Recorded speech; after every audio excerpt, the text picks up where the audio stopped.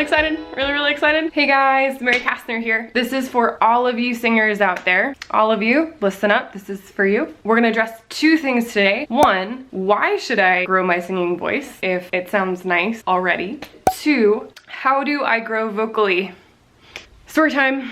So I was just starting. I'd only put out one album at the time by faith, and I decided to go with some friends to a conference in Nashville called Immerse. And I was terrified. It was great. And there was a singing competition. So I submitted a YouTube video of myself singing an original song, terrifying. And I ran into one of the women that was judging the different vocalists and their songs, and her name is Lee Riddle, amazing woman of God. If you've ever heard the song Revelation Song, that's her writing. Anyway, I run into Jenny Lee. She had actually remembered my video and my application, and I asked what she thought. I had a late submission, guys. Actually did not do it timely, and she still watched the submission anyway. Thank you, Jenny. Basically what she told me was, which I was so grateful for, she said, Mary, you have an incredible instrument, referring to my voice, and she said, and you don't know how to use it. Oof.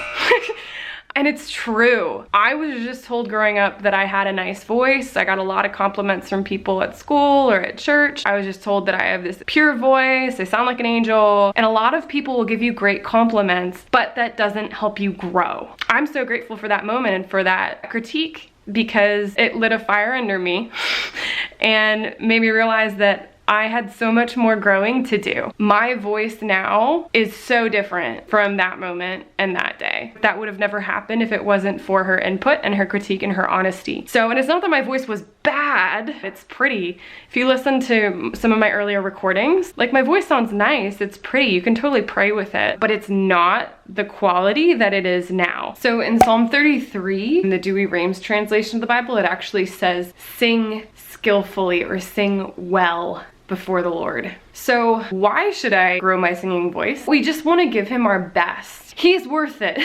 That's why. He's worth giving our best to. If you're taking worship leading seriously, you should be seeking to grow in those skills of your vocals or your instrument training, especially on a technical level. So I'm going to share with you a few things that I've done that have super changed my voice. One, I went to people who knew what they were talking about in terms of how to grow vocally. I happen to be at a songwriting camp, and this is just after that experience. I'm trying to figure out ways to grow and learn how to be better with my vocals. And at this camp, Lorin Daigle showed up. I remember we were in a church and she was sitting in the pew in front of me. I caught her really quick. I said, hey, I just wanted to ask you one question and one piece of advice. So I asked her, if you could give me one piece of advice for me to grow vocally, what would it be? She turned to me and she goes, vocal exercises every day, don't miss a day, which was not the answer I wanted to hear.